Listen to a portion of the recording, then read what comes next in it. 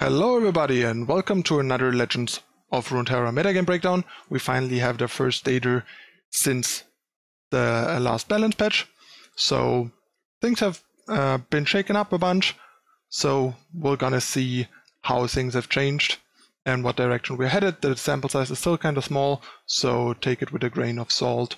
But yeah, before we do so, you know the drill. Please hit the subscribe button down below if you haven't yet. Really helps the channel out.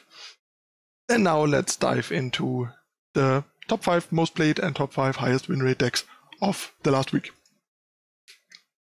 Alright, so first in 5th place we have the old first place deck, Trundle Aurelian Sol.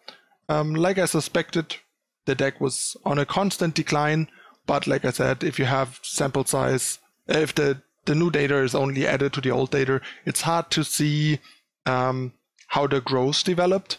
And I suspected that the deck was hugely popular in the beginning, but actually not that popular anymore towards the end of the patch before the balance changes dropped. And I would argue that since the balance patch didn't really change a whole lot for this deck, like nothing in the deck changed, I don't think too much in the metagame changed for this deck. It's, I would guess a huge part of this is that this is closer to the real popularity of the deck towards the end of the last patch than the data indicated, because we can't filter like week by week or other smaller time frames to get a better idea of the now rather than of the last X weeks, which I really hope we will get in the future, because that was great about the old Excel sheets that gave you like information about just the last week, so you could compare the sheet from last week to the sheet from the week before and stuff like that. And you would see much greater fluctuations on a weekly basis where decks fell, while if you just add all the stuff together, you have a more stable thing, even though a deck might not be as popular anymore as it used to be. So yeah, 5th place, 401 games played, 55.4% win rate. Roughly still doing as well as it did before in terms of win rate. I think the win rate was around 55 point something before as well. So not a big change here, but it's much less popular.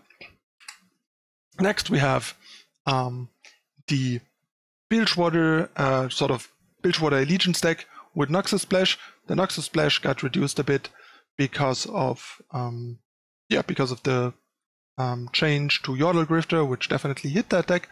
This list seems a bit unrefined to me still. Not a big fan of 2 merchant, 2 deckhand, 2 hired gun. It's just kind of a weird number. I would probably settle on 2 of those and play 3 of each rather than this weird mix and match. Especially merchant, I think if you want to play it, you want to play 3 because they're so much better in multiples.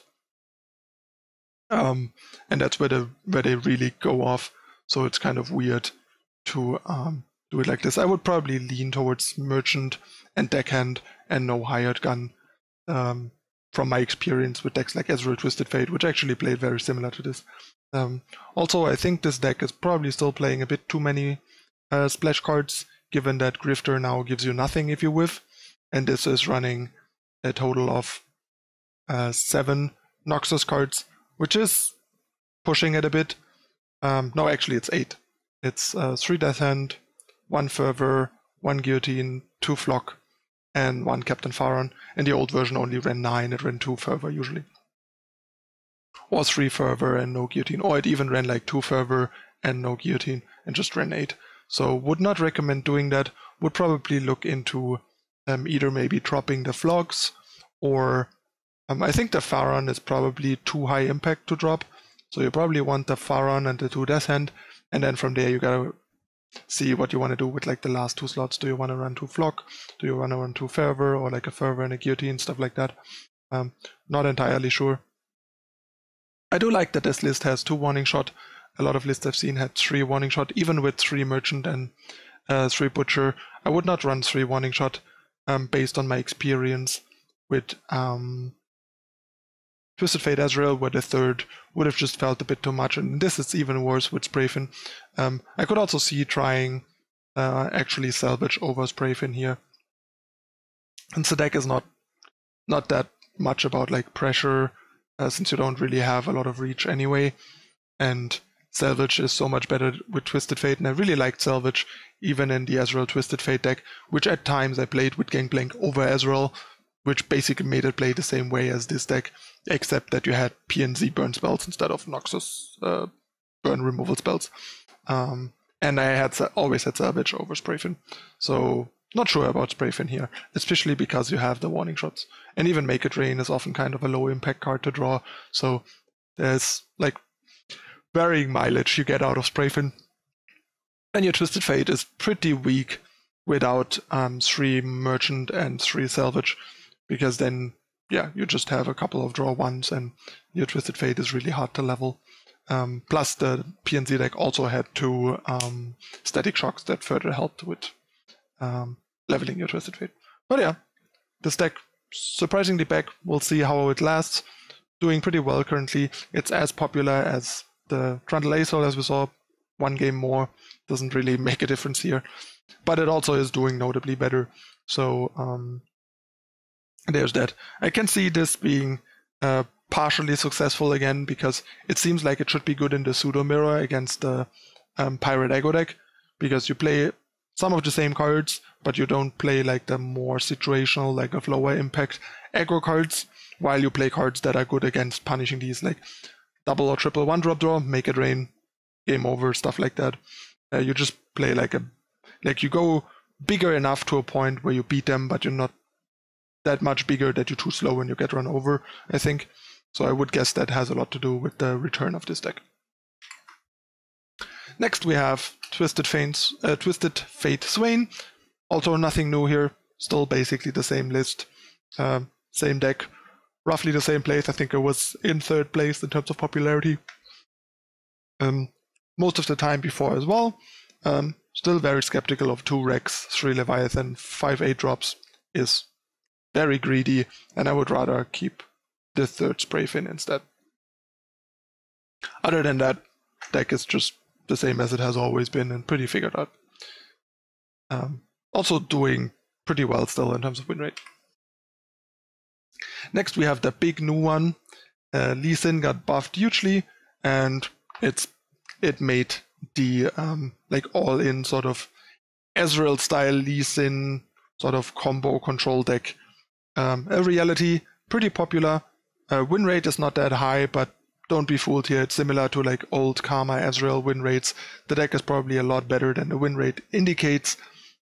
Might not be as good as like Ezreal Karma was when it was good, but it's certainly much better than the data indicates, because the deck is really hard to play. Has a pretty different play pattern than most decks, takes some getting used to, and is pretty unforgiving if you make mistakes. So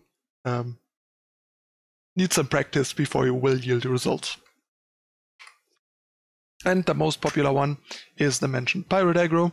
Deck was already pretty popular before, but due to how the data works, as I explained, wasn't showing up that high in the ranks. But now with the reset, we see it's super popular. It also got more popular even with the changes, I think, although the changes didn't actually affect the deck. All the cards that got changed ended up so far not being adopted into the deck, like Taskmaster and Corsair. This is still like a version with no new cards basically, and yeah, doing really well at over 60% win rate. Super popular, like more than 3 times as popular as our 5th and 4th place deck, for example, and just a very robust deck that is powerful enough that it can even run over the like anti-aggro Targon decks pretty well, depending on their draw and your draw. It's still like not that great against those decks, but it's far from hopeless, and you can, depending on how things go, just power through them because the deck has a lot of power. Next, we're gonna take a look at the top 5 highest win rate decks to see what is doing particularly well right now. First off, in 5th place, we have Twisted Fate Swain, so not too surprising that we see some of the popular decks as usual in the highest win rate decks as well. Yeah, Twisted Fate Swain, as we saw the win rate earlier, is enough to make it in here, which means most of the decks here should be 60% and up, which is pretty nice to see more higher win rate decks again, since it seemed like a lot of stuff was doing pretty middling in the stats at least. Even the like best decks, so to speak. Next we have the Twisted Fate Gangplank deck that we looked at earlier. It's not just popular, it's also doing well, so made it in here in 4th place. As well as Pirates, slightly higher win rate, much bigger sample size, in 3rd place here. So a lot of the same decks that are popular. So people are catching on more and more to what is good, so the popularity falls much more in line with performance. As I mentioned, is usually the case the longer a format exists, basically. Because people eventually give up on their like pet deck that they realize isn't actually that good. Then we have Scouts. Despite the nerf to Warchefs, Scouts is still doing really, really well. Sample size is obviously still pretty small, but it's a pretty tried and true deck. And basically all this version here did is cut Warchefs and Quinn for Lucian and Senna. Not sure if I'm a big fan of Senna, first of all. A lot of 3-drops here. Second of all, I might just try, if you want to try Lucian as the substitute, I would probably just try swapping Warchefs for Lucian and Quinn for Lancer or Dragon, probably Lancer, and try that rather than play Senna. Senna is not that great, especially against like War Mothers and Trundle Azol with their Avalanches and stuff like that. There's a bunch of punishing stuff, or like Keg plus Make It Rain or Twisted Fate and so on. There's just a bunch of punishing stuff. Senna is just not a great card, and all you really want Lucian for now is a 2-drop. And we know that the Quinn variant was notably better than the Lucian variant before, so there's no reason to fall back into full Lucian mode, even though we might want Lucian now as a 2-drop because Warchefs is unplayable. But then just replace Quinn with the closest thing to a non-champion, which is Lancer or Dragon, to keep that sort of structure and higher card quality intact. The other option would be to just run Hired Gun instead of Warchefs, which hurts Bannerman a bunch, but 6 cards is still okay. It's suboptimal because Bannerman is so powerful, and every time he whiffs you lose a lot of power. So you ideally want to avoid that, but it might be that Hired Gun plus Quinn is still a better direction than Lucian plus Lancer, and especially Lucian and Senna. The third option could be trying Valor Spell as a 2-drop, but since it's basically more of a 1.5 drop, like it's a 2-drop that is slightly better than a 1-drop, but notably worse than a real 2-drop, I'm not sure if that's like the best solution, but it's another option. Warchefs really isn't an option anymore in my opinion. But Valor is probably not much better than nerfed Warchefs, so it's probably Hired Gun or Lucian, really. Next we have Fiora Shen in first place, the top dog right now. Deck really got put back on the map by BBG and then Matthew Folks on Europe, doing well with it.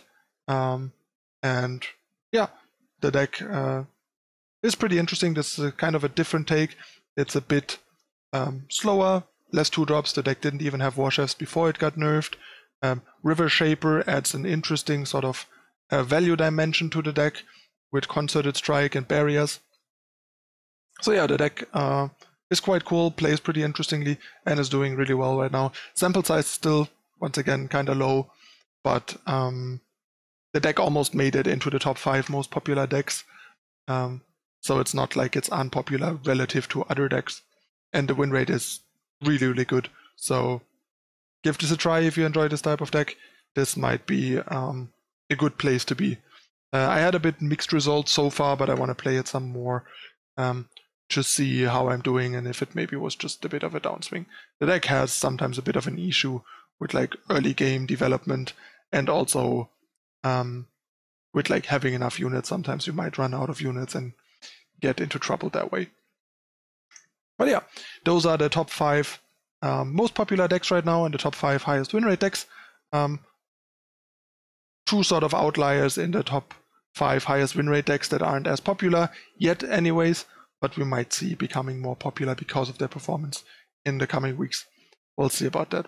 I'm still not super happy with how the game feels right now and how the metagame is, as I mentioned before in videos and on my stream, and I really hope we get a bigger balance change in the next patch that makes the game more enjoyable again.